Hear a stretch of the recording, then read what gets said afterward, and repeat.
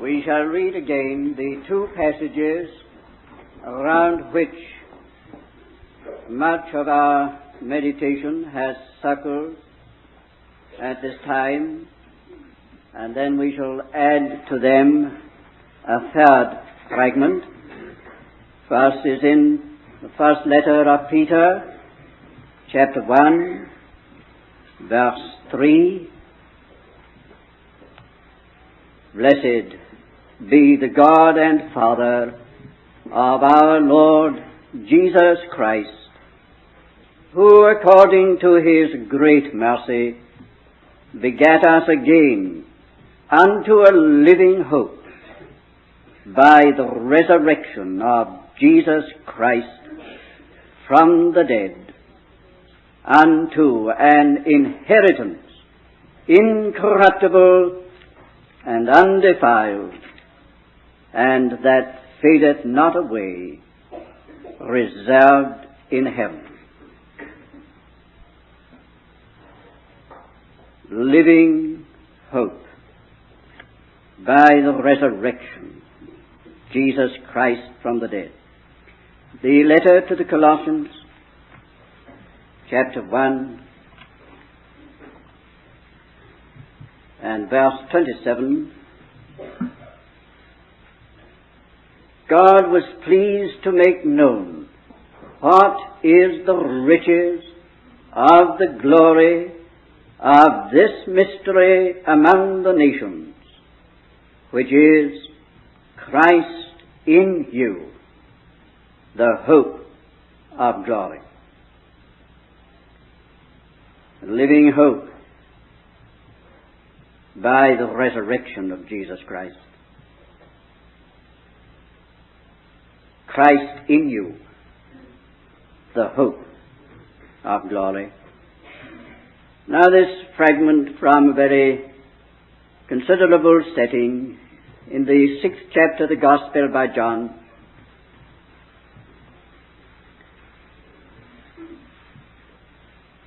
Verse 33. For the bread of God is he which cometh down out of heaven and giveth life unto the world. Just the small phrase, the bread of God. Christ in you, the hope, glory.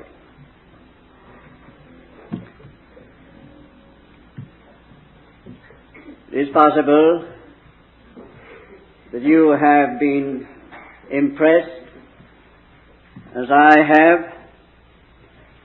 with the fact that throughout the Bible, from beginning to end, feeding has such a large place. Some will have discovered that with great pleasure. Others of us perhaps are not so pleasantly surprised that it is so. But there it is. Seems that the first thought of God for man after having created him was his food. Everything for food is the word. And on from that point, the whole matter of eating and drinking develops tremendously. All the great religious convocations in Israel were mainly characterized by this feasting element. They were feasts of the Lord. And everything in relation to the Lord and in the Lord's relationship to man in the Old Testament seemed to be centered around this matter of eating and drinking. And there's not a little in the Gospels about it. Some of the parables of feasts.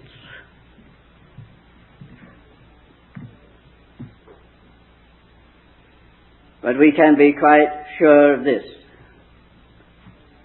that inasmuch as it is so largely by the instigation, instruction, prescription of the Lord, His thought never ended with the merely physical, temporal. The gratification of natural desire and appetite. We can be quite sure that back of all that there is a spiritual thought and an eternal thought. And it looks very much as though John 6 brings it right in fullness. For it's so very largely a long chapter on the bread of life. Christ, the bread of life. Feeding. Drinking, as he said, his blood and eating his flesh. Now, bread, as we quite well know, is a term. It's a term which everywhere is synonymous with the stable food of life. Some countries it is not what we call bread, but to everybody, whatever the form is, it is this or that, it is bread. That is, it is the very basis of existence.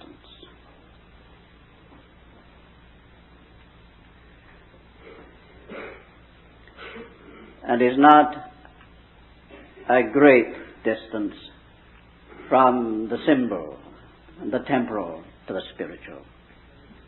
The very subsistence of life, the very basis of life is Christ in you.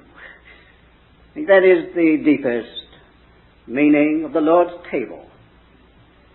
The eating and the drinking is symbolic of this one thing, Christ in you.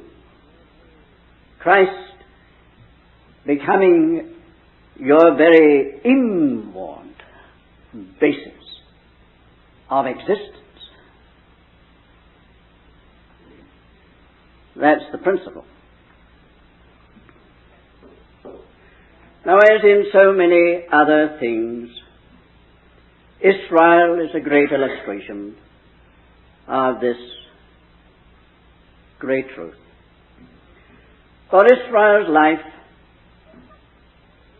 and history had three aspects, every one of which was based upon food. The very beginning was the Passover meal, the eating of the Passover. Their sojourn in the wilderness, or their journeys through the wilderness, based upon the manna. And when they came into the land, it says, and when they had eaten of the old corn of the land, the manna ceased. It's a new phase, but still this governing factor of bread, of food. And those three phases of Israel's life are in figure the three phases of every Christian's life, the life of the church, the life of any company of believers. There is that which answers to or is typical of the Passover. The very foundation of our being the Lord's people is in the Passover. We know that it was foundational to their national history. It was in the eating of the Passover, on that night ever to be remembered, that their deliverance from the power of this world, their deliverance from the old bondage to its tyranny, their deliverance from all the defeat and frustration of that old life and realm, their emergence to become the Lord's people in covenant by Him in blood. All that was centered in the eating of the Passover. Their salvation rested upon their eating of the Passover. That night, bondage was broken and death destroyed for them, or nullified for them. Judgment escaped, and they were constituted the nation of God, the Lord's people, His own possession, by eating the Passover lamb. And that became an institution throughout all their generations. The Passover was an annual event, as we know, meaning that it governed all their years and all their generations. Stands to this day in Israel, and always in relation to what happened at the beginning. A feeding. You may think that that is simple and elementary. My dear friends, it does make a difference to us what we eat. It makes a lot of difference what we eat.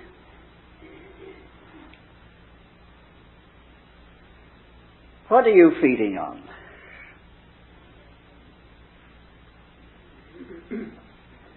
It will show itself in your face.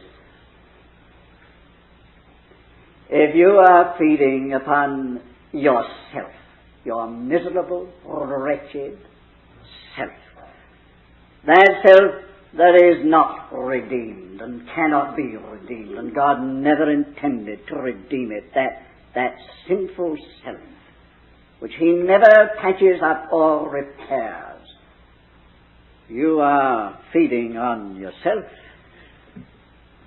Well, no wonder you're miserable. It's poor fare, isn't it? When you go to prayer first thing in the morning, and I take it that you do, what do you feed on?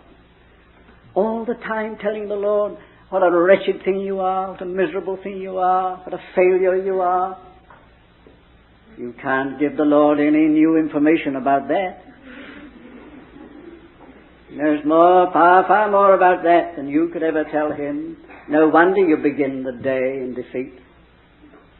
You're feeding on food that is not convenient. Christ, our Passover, has been sacrificed. Feeding upon the very elements and constituents of redemption, of salvation. Christ crucified. That's the way to start any day.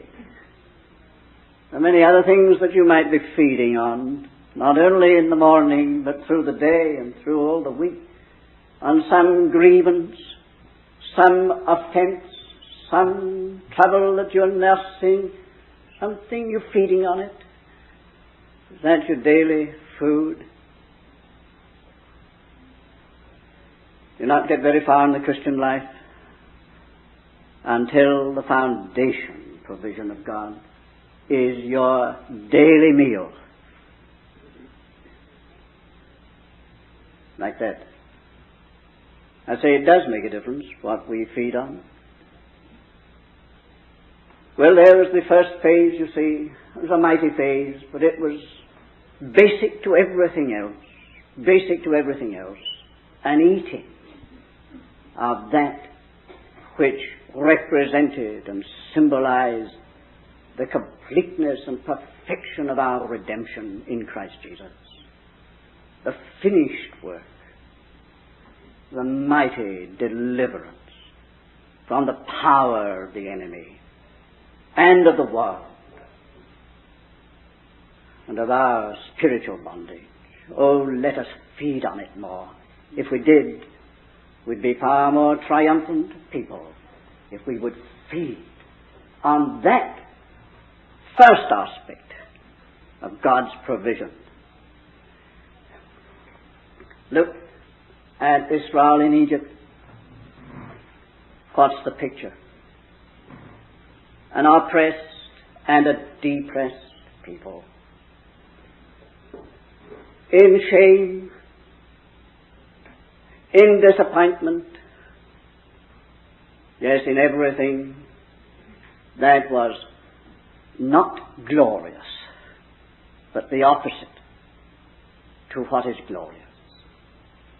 What a picture. We don't have to look back to Israel in Egypt to see the picture. Come nearer. We know how true. In the spiritual life, that state is without Christ.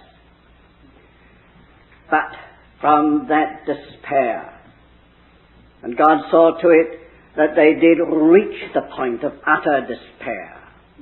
From that despair and that shame and that reproach and that everything so contrary to glory, the hope of glory sprang when they fed on the Lamb, when they took Him inside. Christ in you. The hope of glory right at the beginning to change everything. Like that. The second phase, they're in the wilderness. Redemption has been effected. They are out as the Lord's own people. But now this phase has its own particular and peculiar features and characteristics. They're at school, under discipline, learning the deep and drastic lessons of a walk of faith with God. Very hard school, for it is a life of faith indeed. There's nothing for sight in a wilderness that you can find any hope in. Nothing there that will grow of itself, or that you by any effort of yours could make to grow. You're cast upon God for everything. You've got to learn right from the beginning, all the way along, that God and God alone is your resource, but God is your resource. With every element against you, with every difficulty around you, with everything that speaks of desolation on the outside and hopelessness, by daily lessons of testing and trial, learning this one thing, that God can meet the situation. God is sufficient for this. He is the only recourse, but He is the recourse. The manna signified that. When they first saw the manna, they said, "What is it?" That's a poor translation of the original language, which can hardly be translated. if we were to try to put it into a phrase, it's difficult to do so, but it's something like this. This is a mystery. What is it? We've never seen anything like this before. Never known of anything like this.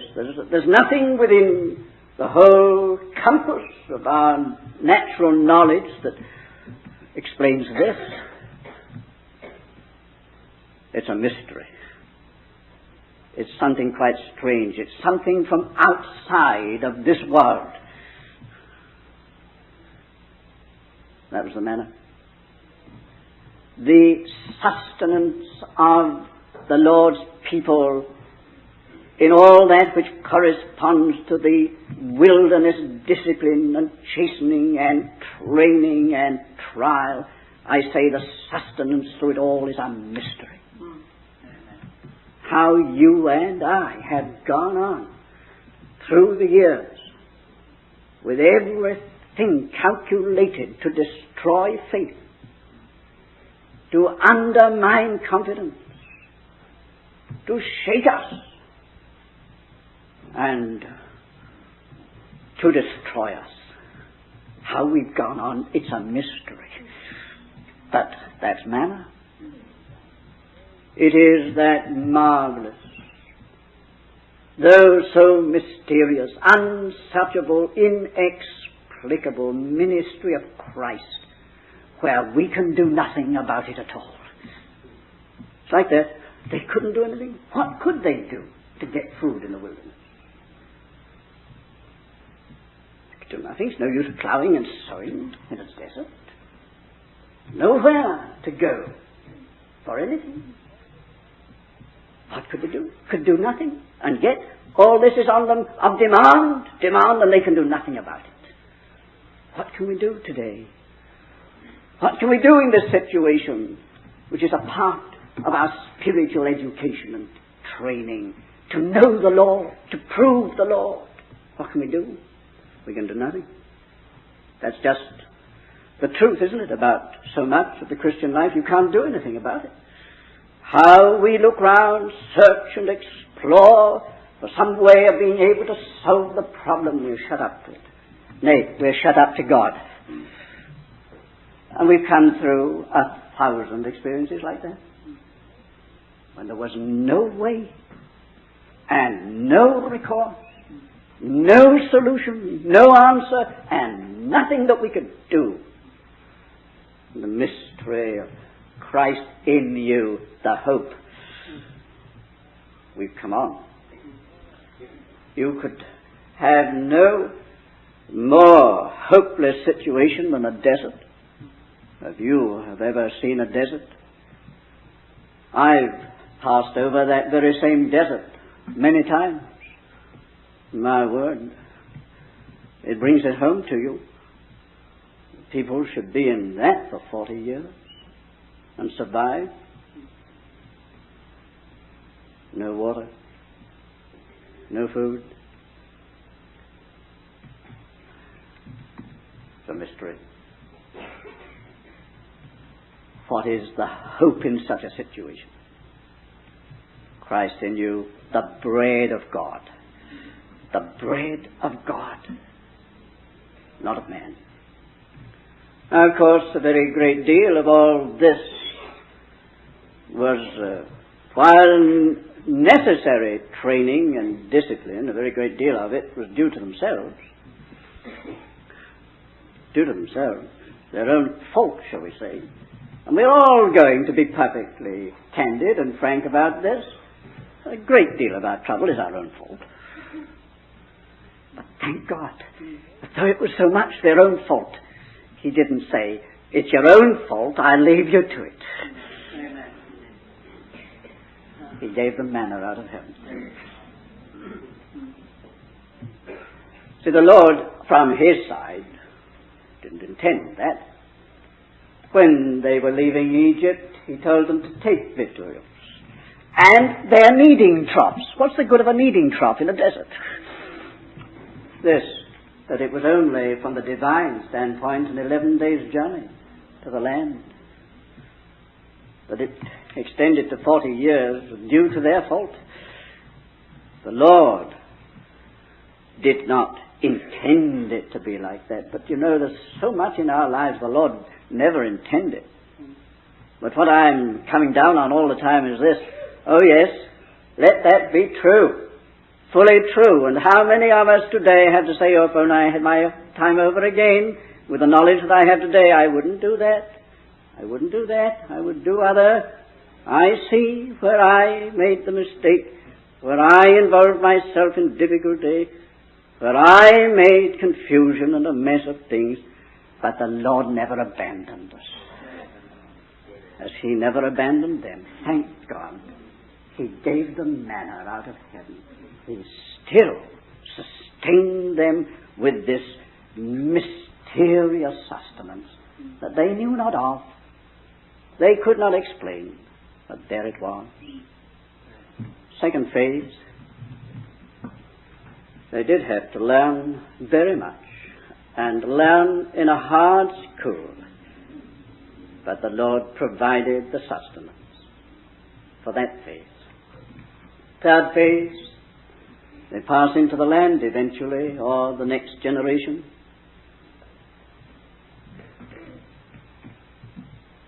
They pass into the land. And as I have said, Joshua 5, it says, and when they had eaten of the old corn of the land, the manna ceased. Now, I want you to note this before you go that far. These other two phases are not left behind, something done forever. The Passover was maintained all the time, year by year. You've always, dear friends, right to the very end of your history with God, got to reckon on and stand into all the values of that Passover. That is not something just done and left. You and I will, right to the end, have to stand upon the infinite virtue of the body and blood of Christ. So the Passover is an ordinance forever in Israel. And even though they left the wilderness and the manna behind, they took a pot of it over with them in the ark. It is there still as a testimony, right at the heart of their life, in its changing aspects and phases, nevertheless, right at the center in the ark, there's this pot of manna, a testimony to how God can furnish a table in the wilderness. Great thing to have that in the background of your life. If you hadn't, you couldn't go through this next phase. For when you come to the third phase in their life and history, it's the phase of tremendous responsibility. Up to that time, it has all been what the Lord has done for them. Now it's going to be what the Lord will do through them. They're involved now not in the kindergarten or childhood education period. They're now in the maturity responsibility phase. There's warfare. Continuous, desperate warfare on. It's another phase. Now, all that has been by way of provision, instruction, teaching, and education has got to be put to the test in practical ways. What's the value of it now? You're up against it now. It is not the matter of your salvation now, it's a matter of your testimony before principalities and powers, your testimony before the world nations.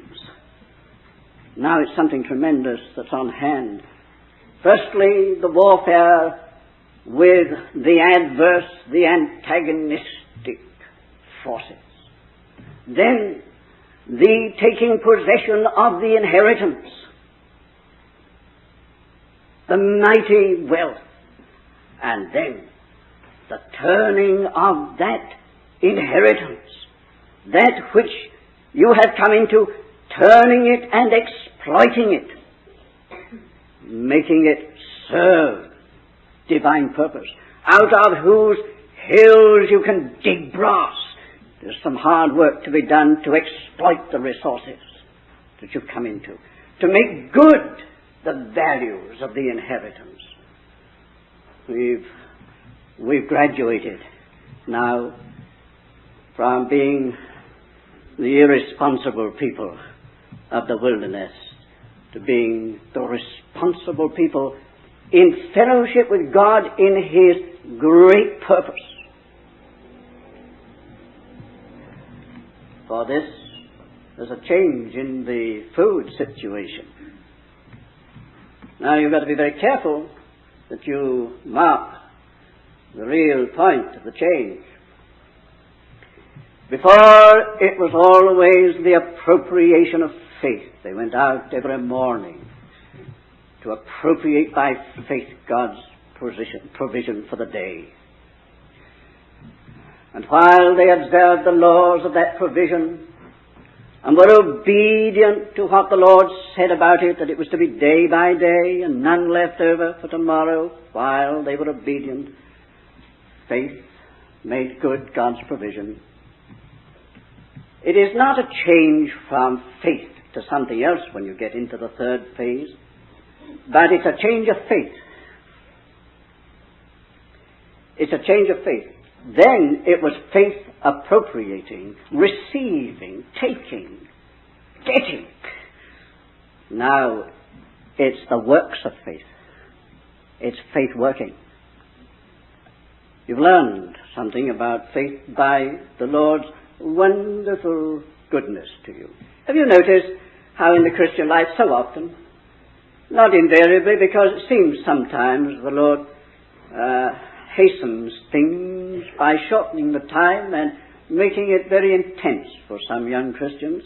But have you not noticed that very often young Christians are treated like children and given so much of the Lord at the beginning? It seems to be made so easy for them. He almost seems to pander to them, spoil them. They have a wonderful time. They've only got to ask, and they get it. Isn't it like that? Yes, it's just, as we call it, simple childlike faith. And the Lord responds to that at the beginning. But there comes a point at which it changes. Not from faith, but where you have got to fight the fight of faith. You're in the land. There's a battle on. Tremendous battle. It's the fight now of faith. Faith is not just that simple thing that it was. We must preserve that simple appropriating faith where our salvation is concerned, our continuous salvation. Take that simply by faith. But we're in something more as we go on. We're involved in tremendous things. This conflict with the evil powers, forces. There's now something that we've got to do about all these resources that are ours in Christ. We just do not find that they're coming to us. We are put through exercise. Exercise. We have to do some real spade work now to turn to good that which is our inheritance. Do you follow? If you don't understand the teaching, you know it in experience. It's like that. It is that changed aspect of faith because of a changed position. It is not now just salvation. And I don't mean by that salvation's a little thing. Do you know what I mean? Not just our acceptance and that we are made children of God. It's not that. We are in a mighty, mighty thing in this universe. We're out of Romans, we're into Ephesians.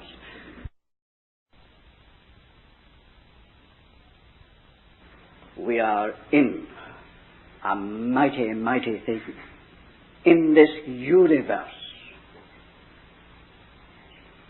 We're out of Romans, we're into Ephesians. We're in the mighty things, the deep things, the deep things of God. And in these things, we only turn our resources to account by some very, very hard work. Shall I put that another way? By really being put to it.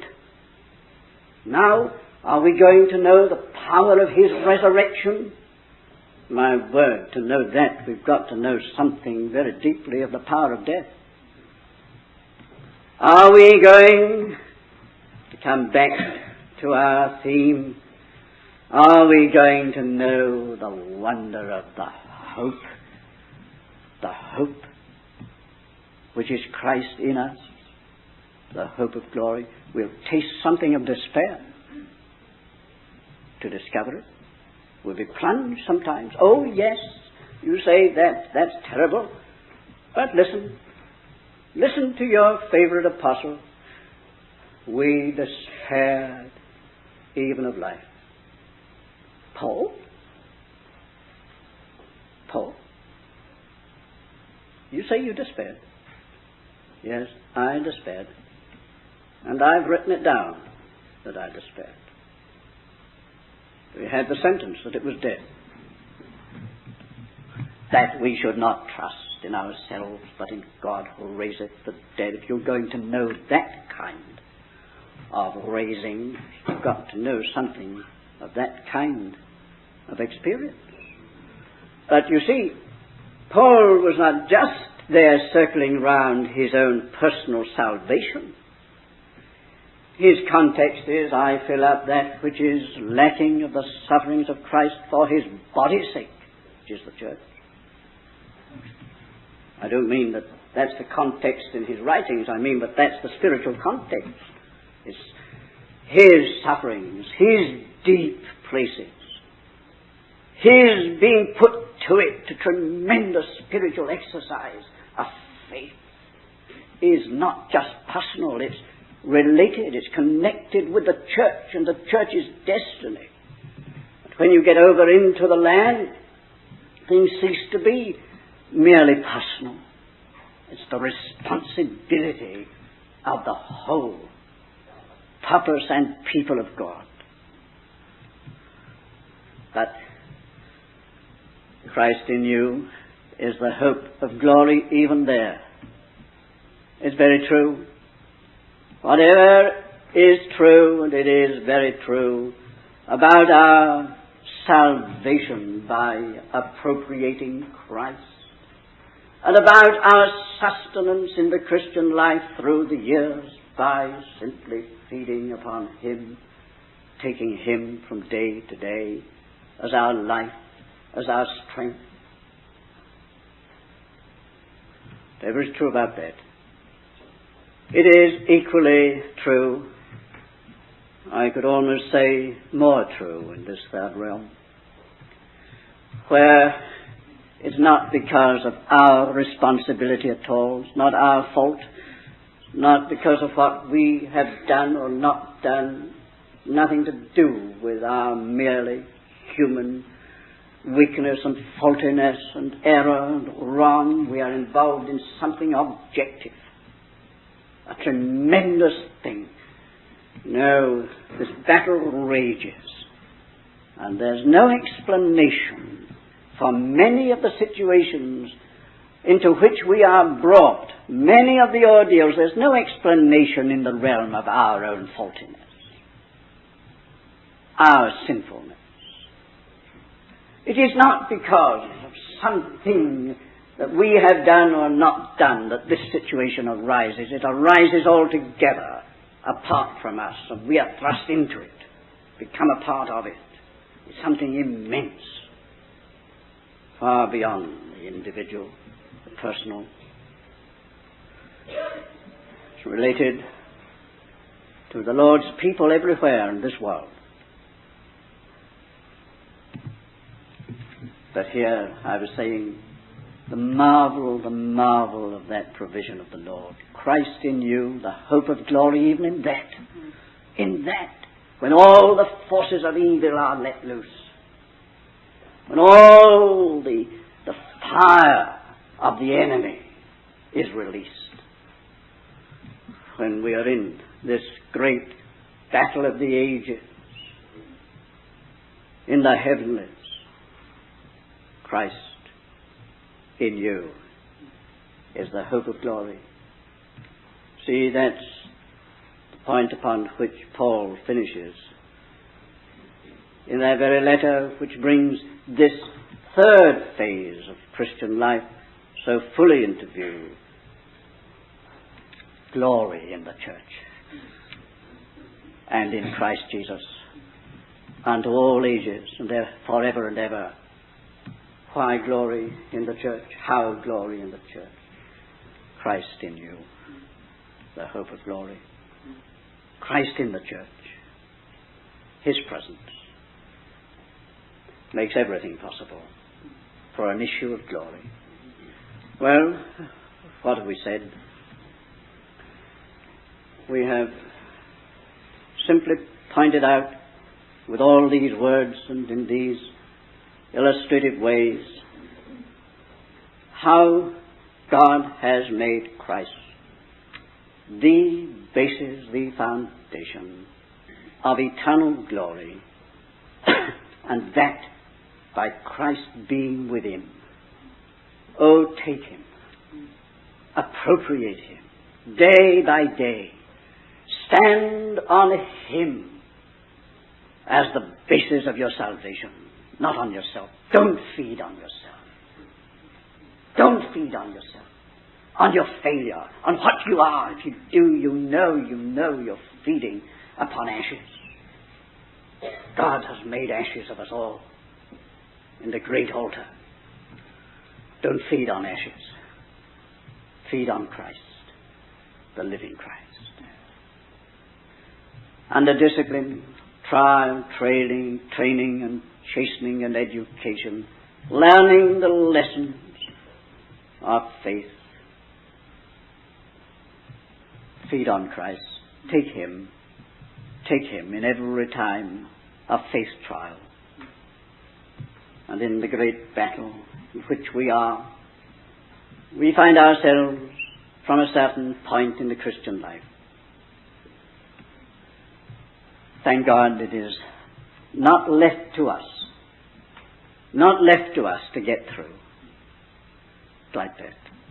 I did drop a word just now which might be helpful if I were to come back to it. I said in some cases it does seem that the Lord is saving a lot of time by pressing into a short period the intensity of this training and trial. You can see some young Christians having the trial of mature Christians, having the discipline, the hard schooling that we would think should only come to those who have a lot of experience. But there it is. Maybe you're one of those. Lord is shortening the time to get you matured quickly for some purpose. You'll be able to take responsibility early. Early. Why wait till you've had years and years of Christian life before you're able to take serious responsibility in the battle and in the corporate life of Lord's people? It's not necessary, but there are a great many people, unfortunately and tragically, a vast number of Christians today who will not face or contemplate any difficulty. They're going to have a good time. They're going to turn the Christian life and Christianity into a continuous picnic, a continuous holiday, making it all a matter of pleasure. Well, they'll break if ever they get into the battle. Well, they'll be scattered if ever they should have to face something of the third stage of the Christian life. It's not the Lord's unkindness to put any young Christian into a hard school. It's that He might trust them with large responsibilities and do it early. It's a grand thing to see a young Christian, an old Christian.